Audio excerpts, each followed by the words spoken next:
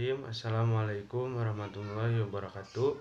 Perkenalkan, nama saya Muhammad Lutfi, mahasiswa semester 2A Fakultas Hukum Universitas Surya Kencana Cianjur. Di sini saya akan mereview mata kuliah Hukum Pidana pertemuan ketiga yang dilaksanakan pada tanggal 8 Februari 2021 dengan dosen pengampu Ibu Prof. Hajah Heni dan Bapak Rendi. Pertama, di sini saya akan menjelaskan tentang tindak pidana. Istilah tindak pidana. Lebih banyak penggunaan istilah tindak pidana dibanding perbuatan pidana, peristiwa pidana, pelanggaran pidana, dan lain-lain. Alasannya kenapa? Karena yang pertama, dari segi sosio-yuridis, hampir semua perundang-undangan pidana menggunakan istilah TP.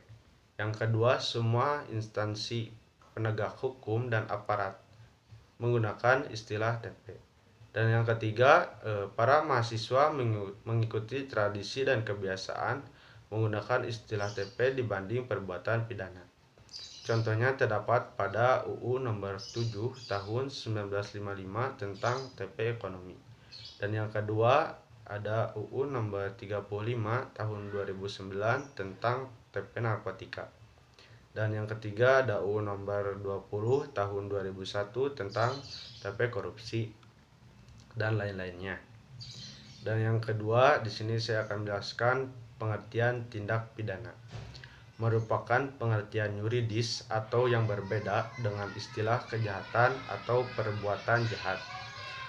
Dilihat dari isinya, terdiri dari perbuatan pidana atau criminal acts, pertanggungjawaban pidana atau criminal responsibility atau criminal liability. Terdapat pandangan yang memisahkan pengertian antara perbuatan pidana dan pertanggungjawaban pidana.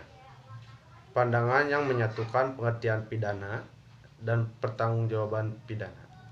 Pada akhirnya, baik dualistis maupun monistis mempunyai tujuan yang sama, yaitu pidana. Dan yang ketiga, di sini saya akan menjelaskan tentang unsur-unsur tindak pidana. Unsur-unsur tindak pidana terbagi menjadi dua. Yang pertama ada unsur objektif dan yang kedua ada unsur subjektif. Isi dari unsur objektif, yang pertama ada perbuatan atau kelakuan. Yang kedua ada akibat yang menjadi syarat mutlak dari delik. Yang ketiga unsur melawan hukum. Yang keempat unsur lain yang menentukan sifat TP. Yang kelima unsur yang memberatkan. Yang keenam unsur tambahan yang menentukan TP. Dan isi dari unsur subjektif terdiri dari yang pertama kesengajaan atau dolus, kealpaan atau kulpa, dan yang ketiga niat atau vehement, yang keempat maksud atau merek, dan yang kelima dengan rencana terlebih dahulu, dan yang keenam perasaan takut.